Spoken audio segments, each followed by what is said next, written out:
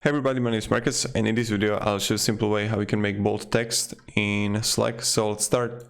The first, what you want to do is just simply be in Slack, and then when you're gonna write something, whatever I'm writing, you just want to take it and click here, bold.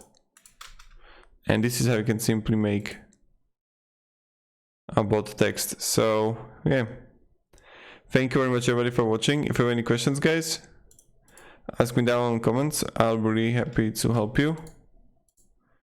And